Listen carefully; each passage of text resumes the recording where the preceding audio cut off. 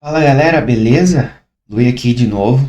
No vídeo passado nós falamos de autenticação com o Keycloak. Pode fazer a integração de uma aplicação .NET, seja API, seja MVC. Eu também deixei uma referência para o artigo que eu criei a integração com o Blazor, se eu não me engano também. Deixa eu ver se tinha mais algum projeto. Existe um artigo ASP.NET MVC, ou melhor, ASP.NET, a MVC, API, Blazor, mais Keycloak, alguma coisa assim. Tá no meu usuário, LuiLucas10, se vocês pesquisarem, vocês vão achar ali no Medium. E para dar continuidade nesse conteúdo, a gente vai falar de autorização. A autorização é um passo importante para que os usuários só acessem os recursos que eles têm permissão para acessar. E o Keycloak, como a gente comentou no vídeo passado, ele já traz ali um controle, uma autorização mais granular que permite a gente criar possibilidades quase que infinitas da forma como a gente pode autorizar um usuário a acessar algum recurso da nossa aplicação. E hoje a gente vai ver isso de uma maneira bem simplificada ali, até para o vídeo ficar um pouco curto e a parte do Keycloak ela é um pouquinho complexa, um pouquinho chatinha, mas a gente vai ver. E para quem está chegando agora, quais são as bibliotecas que a gente usa para fazer essa integração? Lógico, eu aconselho a visualizar o vídeo anterior, tá? Vai estar nessa playlist, se eu não me engano, ASP.NET e Keycloak, para ver alguns detalhes, entender algumas coisas. Mas a gente utiliza essa biblioteca aqui, Keycloak Auth Services, Authentication, Authorization, tem o SDK também, que é bem interessante, que a gente pode consumir a API do Keycloak pelo um cliente já pronto ali, em sua maior parte, a gente pode manipular os dados do Keycloak e facilitando a integração da aplicação com o Keycloak, tá? Bom, não é o .NET que nós vamos ver primeiro. A primeira parte, então, é a gente entender como é que esses recursos são estruturados dentro do Keycloak, tá? Então, lá no vídeo anterior, a gente criou o cliente confidencial, onde a gente ativa o Client Authentication, Authorization, essa caixinha marcada, Service Account Roles, e com isso, essa aba aqui, ela aparece para a gente. Para você visualizar isso, você pode estar criando aí um client, por exemplo. Eu vou criar aqui um client aleatório para exemplificar para vocês bem tranquilo aqui. Eu vou só chamar de teste, ou melhor, mobile. Next. Não vou ativar, next, também não precisa de URL. Então, aqui a gente tem um conjunto mínimo de abas. E quando a gente ativa o Client Authentication e o Authorization, quando a gente ativa o Authorization, já obriga ali o Service Account Roles. E aí, quando a gente salva, outras abas aqui aparecem, a Service Account Role do Client e Authorization. Eu não me recordo se eu falei da Service Account Role, mas a Service Account Role, ela é um usuário que a aplicação tem para manipular dados do Keycloak, da instância do Keycloak. Essas credenciais aqui que a gente utiliza nos clientes confidenciais é justamente para autorizar esse cliente, essa aplicação, a consumir a API do Keycloak. E quando a gente tem a Service Account Role, é as roles que esse cliente da aplicação tem para manipular os dados. Então, por exemplo, aqui a gente pode atribuir a role para deletar contas, para gerenciar contas, para visualizar aplicações, as roles, até as roles de aplicação que a gente cria também, né? Porque, por exemplo, esse client pode alterar dados de outro client com uma role específica. Então, usuários que têm aquelas roles, basicamente é como se a aplicação tivesse um usuário aqui. E a gente pode atribuir um monte de role nela para ela manipular os dados, tanto da instância do Keycloak, quanto também de outros clientes, dependendo da situação. Porque aí a gente pega o ID do cliente, o ID do usuário do cliente, enfim, faz ali a manipulação que nós quisermos, tá? Mas se eu não falei disso, eu vou dar uma olhada e aí eu falo sobre isso num outro vídeo e mostro também a manipulação da API administrativa com esse Service Account. Mas vamos voltar aqui, vamos para a nossa aba Authorization, que é o foco desse vídeo. Nós temos aqui algumas abas, né? Settings, Resources, Scopes, Policies, Permissions, Evaluate e Export. Settings. As settings a gente define como essas políticas serão avaliadas quando, pela aplicação, a gente solicitar a validação daquela autorização. Bom, a gente vai entender isso. Então, a gente tem o Policy Enforcement Mode, que é o que? Enforce, Permissive, Disable. Policy Enforcement Mode é a forma como o Keycloak vai considerar a autorização. O que isso quer dizer? Se você coloca uma policy para um recurso, essa configuração vai dizer a seguinte: enforcing, eu tenho que obrigar que todos os meus recursos tenham autorização, senão o meu usuário não vai ter acesso àquele recurso. A gente já vai entender recurso. Isso é enforcing. Então, enforcing obriga a avaliação de políticas para acessar um recurso. A permissive é da seguinte maneira: se eu tiver uma política, eu avalio. Se não, o usuário passa, o usuário acessa. Você criou uma action e essa action ela não tem uma validação de política. Na hora que a aplicação chamar uma validação, uma possível validação daquela action, vai bater aqui. Se não tiver, ok, passa. Mas se tiver, ele vai avaliar. O usuário tem acesso a isso? Tem. Então libera. Não tem, não libera. Disable, ele desabilita a validação da política. Da polícia, foi engraçado. Decision Strategy. O que é a Decision Strategy? Se em um recurso eu tiver mais de uma política, eu vou dizer por Keycloak, a unânimas. Todas as políticas têm que permitir o usuário acessar um recurso.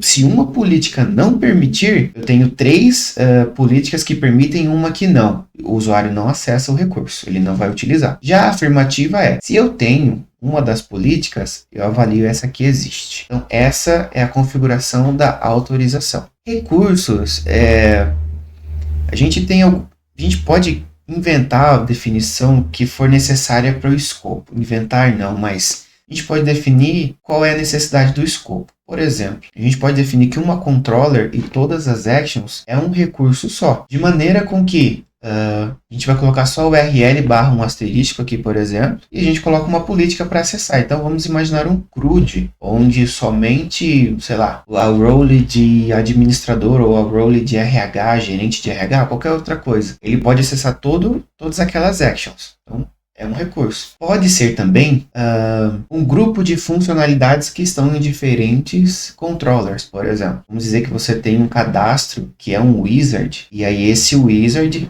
está em várias controllers diferentes, ou às vezes podem ter permissões diferentes para cada action, mas aí você define que esse cara tem um recurso. É um recurso, desculpa. E também você pode definir que cada action da sua controller é um resource. E aí podem ter diferentes níveis de acesso àquela funcionalidade. Aqui eu coloquei dois resources. Eu já deixei um pré-criado aqui que eu acho que fica mais fácil. E também eu estou reaproveitando o material do outro vídeo que deu errado. Então, aqui nós temos, por exemplo, o resource de consultar o usuário. O owner é o client. O client onde foi criado esse resource, o nome desse resource, display name, qual é o URL, qual é o escopo que a gente vai autorizar para essa URL. Beleza, é isso que a gente define como resource. E o gerenciar usuários, a gente tem mais coisas aqui. Então, por exemplo, é a mesma coisa, a URL é parecida, né? Então eu tenho várias URLs aqui, cadastrar e excluir, tenho vários escopos. A gente vai chegar no escopo, tá?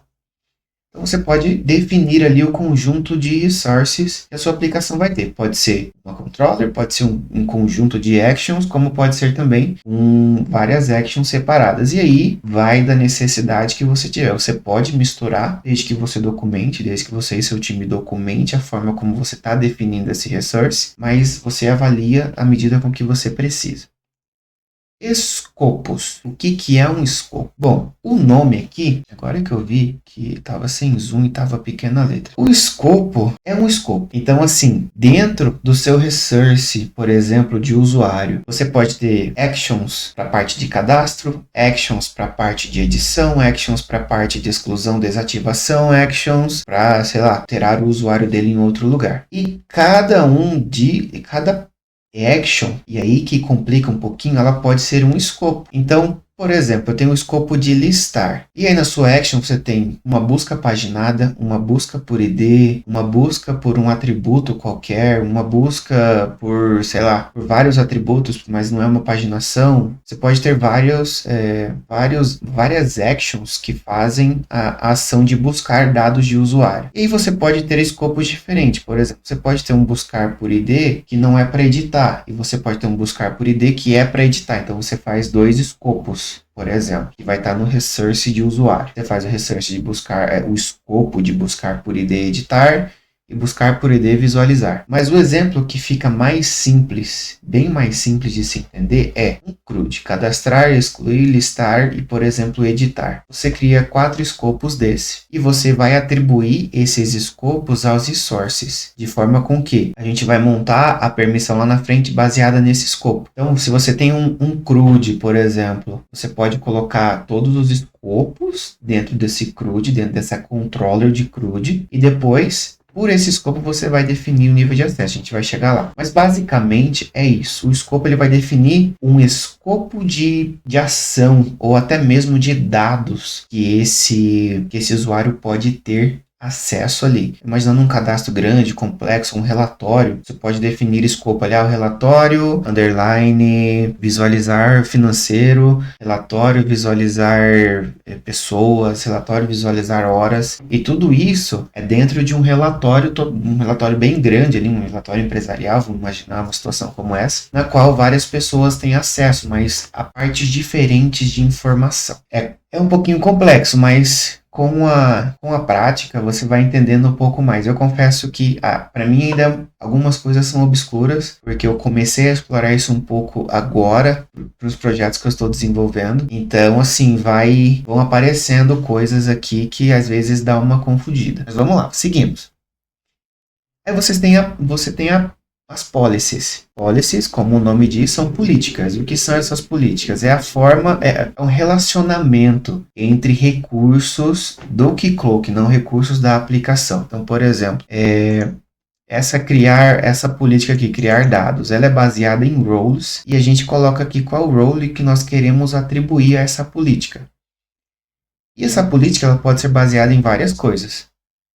Por exemplo, pode ser baseada no client scope, no grupo que o usuário está vinculado, em um regex, nas roles, num tempo, ou mesmo para um usuário. Você pode criar uma política para um usuário específico e aí fazer a validação dessa política na aplicação. Eu vou pegar a da role aqui, que é a mais simples e a mais tranquila de se entender, e as outras depois você pode explorar um pouco mais, mas, por exemplo, eu posso criar uma política aqui vamos chamar de usuário administrativo. Essa política vai permitir usuários que têm a role do client ASP.NET, MVC e leitura. E uma coisa que é legal disso, e talvez seja até, dependendo da situação, um problema, é que você pode usar roles de outros clients, sua aplicação consome, de outros clientes aqui. Então, vamos imaginar que você tenha microserviços e cada microserviço tem um conjunto de role client. Mas você ainda consegue validar com que, por exemplo, no microserviço financeiro, o usuário que tiver a role presidente no microserviço do cliente RH, do microserviço de RH, o papel dele, por exemplo, o cargo, ele pode acessar a parte financeira no microserviço de financeiro. É bem louco. É bem empolgante essa parte. Então a gente coloca aqui as roles que nós queremos vincular. E aí, deixo também para você depois fazer uma exploração ali das outras partes, tá? E aí aqui a gente tem essa opção de fetch roles, vai fazer com que o Cloak, ao invés de esperar a role do token, que vai vir na requisição, ele vai buscar as roles do próprio banco, vai pegar as roles que vêm do token, segundo a documentação aqui da funcionalidade, tá? E a lógica, positiva ou negativa? Positiva. O usuário, para ele acessar um recurso que está com essa política, ele precisa ter essas roles. Negativa. Um usuário, para ele acessar, ele não pode ter essas roles. Basicamente é isso. No caso aqui, a gente vai criar positivo. Mas eu já tenho ali duas roles criadas, e aí para não gerar confusão na gente, eu sei que tem uns testes já prontos aqui, eu vou deletar essa role aqui, mas basicamente é isso. Vou pegar essa aqui de exemplo, então visualizar dados. Tem que ter a role de leitura positiva. Então, o usuário que for acessar um recurso que tem essa política, que está validando essa política, ele tem que ter essa role aqui. E a criar dados, tem que ter aqui a de usuário escrita, né? Que não está aqui. Eu vou colocar aqui, vou até salvar, olha, vou até salvar essa informação aqui. Então, nós temos duas políticas aqui. Nós criamos os escopos, nós criamos as políticas. O terceiro passo, né, isso não é um passo a passo, mas talvez uma ordem que pode ser feita, é agora atribuir os escopos nos resources, nos recursos. Então, por exemplo, no consultar usuário, eu tenho aqui essa URL e eu vou autorizar neste recurso o escopo de listar. Porque para listar os usuários, para visualizar, pode ser só precisa ter essa autorização aqui, esse escopo, certo? A gente vincula o escopo ao recurso. E aqui, por exemplo, na gerenciar usuários, que tem aqui o cadastrar e excluir, eu tenho aqui o excluir os escopos de exclusão e de cadastro nesse recurso, certo? E aí que vem a parte legal que a gente pode testar, né? Então a gente vem aqui, eu não fiz a permissão ainda, né? Verdade, vamos aqui na permissão. E aí a permissão, a gente tem dois tipos, tem o Resource Based e tem o Scoped Based.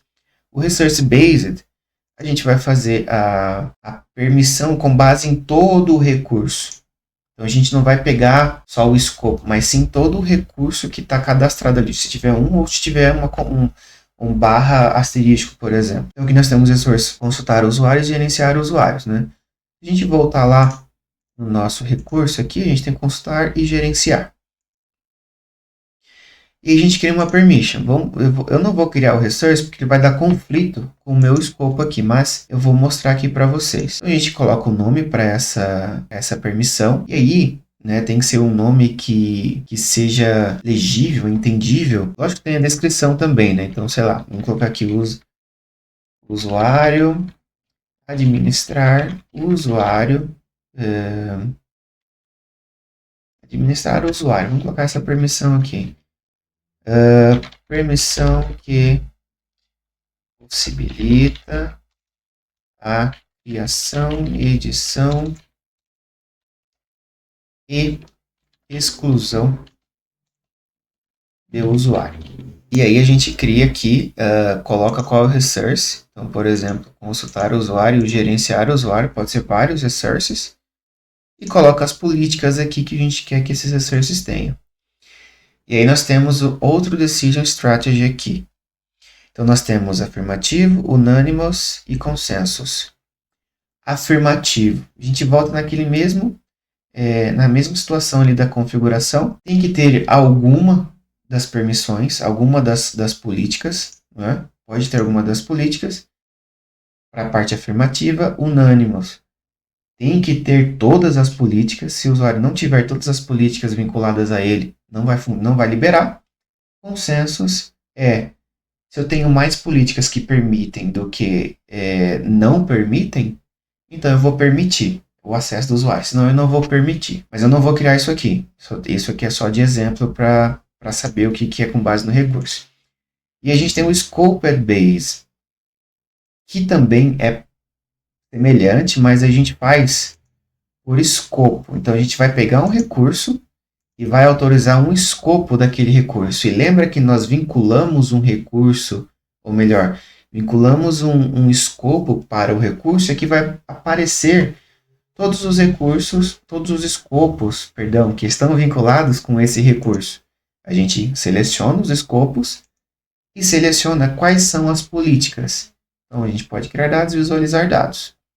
No caso aqui do listar é visualizar dados. E a gente coloca como afirmativa. Podemos colocar como unânima, porque só tem uma política, mas se tiverem várias políticas, e dependendo da situação, dependendo de como você quer gerenciar, controlar esse acesso no usuário, se ele não tiver todas as permissões, ele não acessa.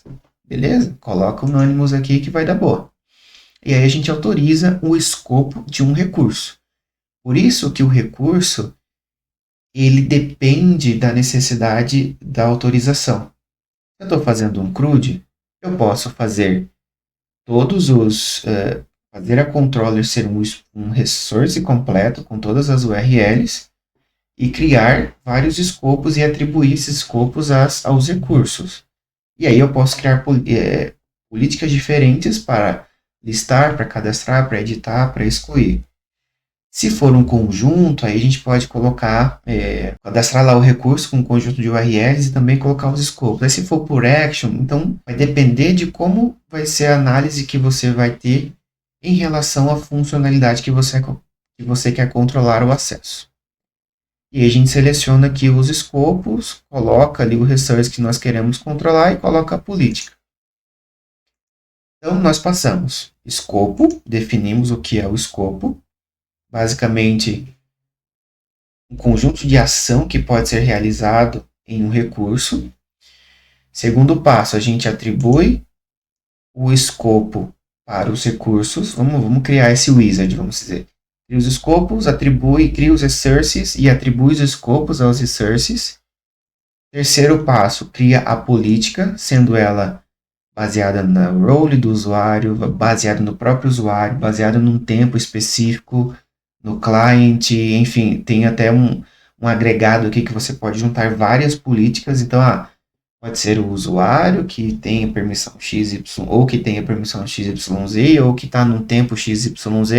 Você pode fazer um agregado de políticas. Aí você cria a policy e você faz o vínculo de tudo isso. Que é você cria uma permissão scoped based ou resource based, cria a permissão para o resource, selecionando qual é o escopo e qual é a política que vai juntar. Então você tem esses quatro itens aí para formar a sua autorização. E aí, por fim, a gente pode testar essa autorização no próprio Keycloak. Então aqui já está selecionado o MVC, eu tenho um usuário só, e aqui eu vou selecionar o escopo, a validação que eu quero dele. Quero testar aqui no resource consultar usuários, o escopo listar, para ver se ele tem acesso. Então, aqui aparece que ele tem acesso, o decision strategy da permissão, que é visualizar dados, voltou para o permit. Visualizar dados é a política que nós criamos. Aqui, a política. A política é baseada em role, tá? E pode ser qualquer outra política, mas a política é baseada em role. E a gente perdeu aqui, deixa eu executar de novo. Consultar usuário, listar. A política é baseada em role, a gente atribuiu a permissão e atribuiu a um resource, conseguiu vincular com um resource. E ele permite. Agora vamos testar o mesmo usuário para o outro resource. Ele já pegou todos os escopos aqui. Então, eu também, como eu vinculei, e como que eu sei que isso aqui funcionou? Tá? Eu pulei essa parte. Aqui no client, eu criei duas roles. Usuário escrito e usuário leitura. Não é na Realm. Eu criei no client. Você criou aqui as duas roles. E por último, você vem no seu usuário e faz o vínculo daquela role. Você pode ter role, você pode vincular ele a um grupo, e eu acho que só, na verdade. A role a um grupo, aí você pode criar uma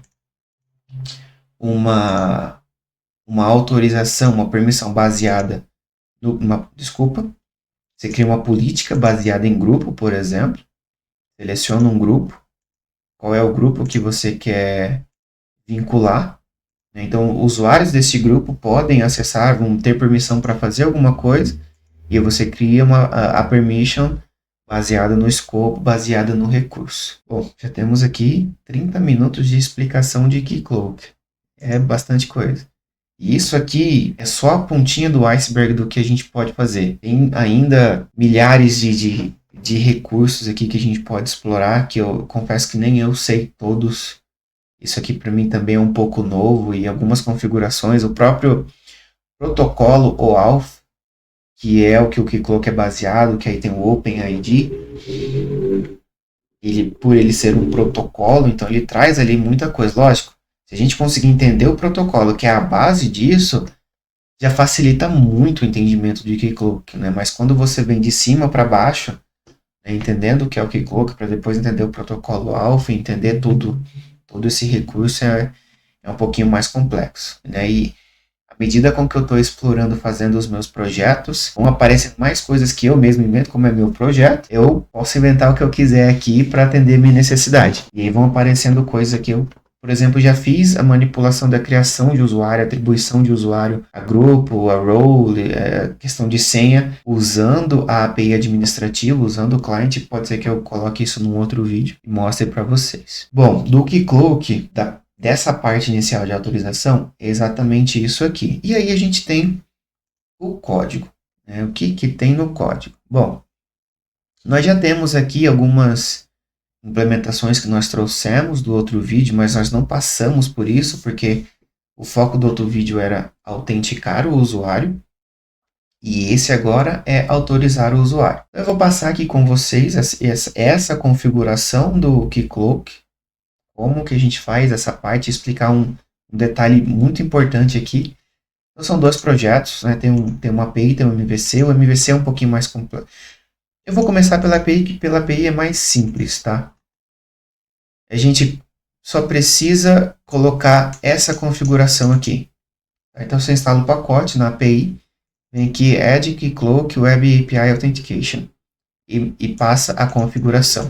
Isso aqui já vai configurar o projeto para consumir a API administrativa, a API de proteção do Keycloak, que é Protection API, porque como a API usa o JWT, automaticamente quando o cliente da biblioteca vai consumir a Protection API, ele já atribui esse token do usuário no próprio header para consumir a API do Keycloak. Dessa maneira, o usuário já vai atribuído. Como o usuário foi gerado pelo Keycloak e está sendo consumido pela API, eu não tenho por que buscar dados, recriar o usuário. Não precisa. Ele pega o token, passa que o próprio Keycloak criou aquele token. E lá ele faz a validação do usuário. Então a gente não precisa fazer muitas configurações aqui na API. A gente adiciona o Web API Authentication. E se eu não me engano, tinha o Authorization em algum lugar aqui. Ou eu não terminei isso aqui? Eu acho que eu não terminei o da API. Deixa eu dar um check aqui em uma coisa. Eu não terminei esse exemplo da API. Vamos para o MVC mesmo? Bom, e aí no código, adicionando o ASP.NET Core,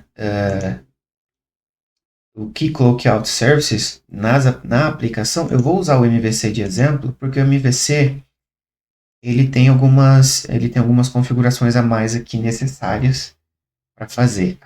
O exemplo de API, eu não finalizei ele. Mas tá tudo bem, ele é mais simples do que o MVC. Então, a gente adiciona aqui, tá? Essas configurações aqui é do próprio OpenID, então pedimos para salvar os tokens que vêm da API do Keycloak, qual que é o tipo de resposta do protocolo, a gente vai pegar as claims do usuário, você vai mapear para o tipo do .NET, qual que é o name claim type, qual que é o role claim type, e aqui tem alguns eventos, então o OpenID Connect Event. Esse primeiro aqui, evento, quando eu clicar no sair, a aplicação ela tem que redirecionar para algum lugar. Aqui eu mandei redirecionar para home. E como a home vai estar autenticada, não vai ter o cookie de validação, então ele vai mandar direto para o Keycloak para o usuário logar de novo. Ok. E aqui nós temos o OnToken Response Received. Aqui que é uma coisa interessante, tem até um comentário engraçado aqui, que tem um cat jump. O que nós fazemos aqui? Quando a gente fala de aplicação MVC, a gente fala de criação de cookies para autenticar e autorizar o usuário. Então, toda request, response, ela vai estar trabalhando ali com cookies, certo? Porém, para consumir a Protection API do Keycloak, nós precisamos do token de acesso. E como a biblioteca ela inicialmente foi trabalhada para usar com API, então a gente precisa fazer aqui uma manobra para poder pegar o Access Token de quando o usuário é logado, quando o OpenID retorna, salvar isso no cookie que o usuário tem gerado, para depois fazer um reuso desse token no client da biblioteca que vai na Protection API. Então a gente adiciona como claim nesse usuário, nesse context, justamente a gente sabe que toda vez que o usuário faz uma requisição, né, cria esse usuário no HTTP context, e aí a gente tem acesso às claims ali do usuário. Então a gente salva o access token e o ID token na lista de claim do usuário, que vai ficar salvo no cookie. E um outro ponto a gente faz com que esse contexto de validação, ele seja validado no mesmo tempo que é a vida do token. Para que, se no momento eu fizer uma requisição para Protection API e o token estar inválido, automaticamente o OpenID ele faz uma reautenticação do usuário. E como o cookie está valendo pouco tempo, então toda hora que bater lá e não der boa, o próprio OpenID vai fazer um login novamente, vai pegar a informação, vai salvar no cookie, vai refazer a requisição para Protection API, continuando o fluxo do projeto, do sistema. Então, se em um momento você der um clique e ele demorar um pouco mais, a tela ali ficar branca por mais tempo, significa que ele foi no clicou, autenticou, voltou, validou a ação de novo, e voltou, deu a resposta para o usuário. E aqui também é a configuração, aqui a gente tem a configuração do cookie, né, o login, o logout path, o access denied path. E aí, a segunda configuração que a gente precisa fazer é o seguinte, a gente vai ter o authorization server, que isso vem com essa biblioteca que Keycloak Out Services. E esse Authorization Server, ele vai consumir a Protection API do Keycloak. E através de um HTTP Client. E aí a gente tem ali o Configure HTTP Client. Que é justamente obter aquele Access Token da lista de claim de usuário para colocar ele no header de autorização. Então, assim, toda vez que for validar, ele vai pegar o token do cookie do usuário, vai colocar no header do HTTP Client, toda hora ele vai pegar esse token e vai mandar requisição, de forma com que o token do usuário, que é o que precisa aí, vai para a Protection API para fazer a validação, junto ali dos dados do resource que ele está validando. E a gente faz isso. E por último, aqui no Edge Controllers, a gente faz aqui um Protected Resource. Adiciona essa configuração aqui nas controllers. Isso vai fazer a validação das anotações que a gente já vai colocar lá. Por fim, não precisa de mais nenhuma configuração aqui no MVC. E aí, a gente vem então para controller. Como que a gente vai fazer essa validação na controller, tá? Primeiro, a gente pode usar um authorize a nível de controller, porque o usuário está autenticado, nós temos um HTTP context user, tem a lista de claim de usuário, tem um cookie válido, então ele já vai fazer essa validação dessa autorização nativa. E um segundo ponto é usar Protected Resource, que é uma anotação que vem até aqui, ó, Keycloak Auth Service ali do namespace a classe, né? E esse cara vai bater na Protection API do Keycloak e vai fazer a validação. Esse usuário aqui, ó, que está fazendo a requisição, ele tem acesso ao recurso consultar o usuário com o escopo listar. Aí, lógico, vem a resposta da Protection API, eu não sei o formato. Ele fala sim ou não. Simples. É isso que faz o controle de acesso aos usuários. Aí você anota todas as permissões, todos os recursos e os escopos, e você pode ter múltiplos recursos e escopos aqui, tá?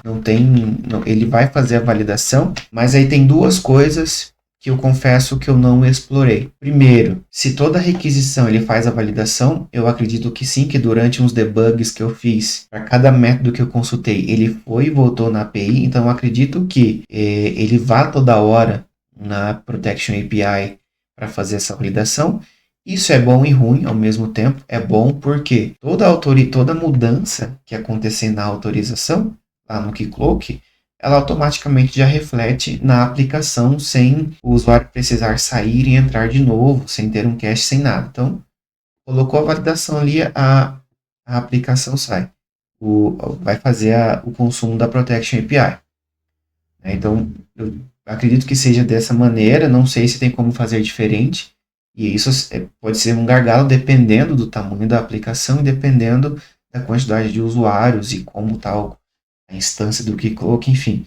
Aí é uma questão de performance que tem que ser avaliada depois. E o segundo ponto é colocar múltiplos. Eu não me recordo de fato se ele vai, por exemplo, eu tenho diferentes escopos aqui, se eu tiver um negativo, ele já não vai negar o usuário acessar aquele recurso ali, porque eu tenho 3 validações, por exemplo. Eu não sei, eu não tenho certeza disso, e aí vocês podem estar explorando para validar isso, mas na documentação fala que pode ter, na documentação da biblioteca, Keycloak of Services, fala que pode ter múltiplas anotações para uma controller, uma action também. Eu tentei fazer a nível de controller, mas eu tive um probleminha. Eu não me recordo agora, mas eu tive ele não funcionou muito bem a nível de controller, então eu resolvi colocar um authorize mesmo aqui e fazer um protected resource. E tem outras maneiras também, tá? No .NET a gente sabe que tem a questão das policies. E aqui na documentação fala como que nós podemos utilizar, criar policies a partir do resource roles, client roles ou qualquer outra coisa que seja necessário para aquela policy, que é a mesma policy que nós criamos aqui na interface, né? Então, assim, você pode ter as duas, você pode criar a policy aqui ou criar a policy no seu back-end. A vantagem de criar no back-end é que, uma vez que o usuário está logado, tem as roles dele na claim, e aí você vai validar as roles sem precisar bater na Protection API. O problema disso, o usuário fazer logout e login para recarregar ali as permissões. E o segundo problema é que todas as policies você tem que criar na mão. Ele tem também uma questão aqui na construção, para, se não me engano, autoconstruir as policies. Eu não me recordo agora onde que está. Mas ele fala dessa parte de você ter que criar policies manualmente, cada policy que você queira. Ele tem uma explicação aqui em uma parte que agora não me recordo bem onde que está. E aí nós temos também algumas configurações no nosso App Settings, tá? A gente tem aqui a questão dos dados do client, do Keycloak, né? E aí a gente pode fazer o quê? Qual é o tipo de role que eu vou habilitar para esse cliente utilizar? Então aqui eu coloquei da Realm. Não lembro porque eu coloquei do Realm, mas ele funcionou. Nós temos o Disable Header Propagation, e isso aqui também é uma configuração muito importante, e ela funciona em conjunto com esse HTTP client aqui. Por quê? Se a gente não desabilita, ele vai tentar pegar o header, o authorization header da request. E como a request está com um cookie, já vai dar ruim aí. Não vai funcionar por causa disso. Então a gente desabilita. Eu coloquei isso aqui porque eu dei uma explorada no código-fonte e tinha essa configuração lá. Você navega pelo código-fonte para ver como que ele carrega settings e tudo mais, tem essa propriedade lá. E aí eu vi que desabilitando isso, o HTTP client não vai puxar o authorization header da requisição que o usuário fez e vai pegar essa configuração aqui. Já para a API, você não precisa colocar isso aqui, porque de fato você pode fazer a propagação do header da request para a próxima request do client. E esse Scope Validation Mode, se a gente coloca vários escopos para validar de um resource, vamos voltar lá no código e colocar isso aqui. Então, se nesse cara aqui tiver 3, eu posso estar errado, tá? E não tem problema nenhum com isso. Se eu posso estar errado, vocês coloquem no comentário que não é desse jeito, não é isso que eu estou explicando aqui. Mas, por exemplo, temos 3 resources aqui, 3 escopos para validar. E esse Scope Mode, que na verdade aqui está a política pronta aqui, validando direto no escopo e não... Mas eu acho que com as múltiplas anotações ali funciona. Então ele vai validar se o usuário tem todos esses escopos ou se ele tem ao menos um desses escopos, que é o N-off ou All-off. E esse valor aqui que está no App Settings é o valor para o N-off.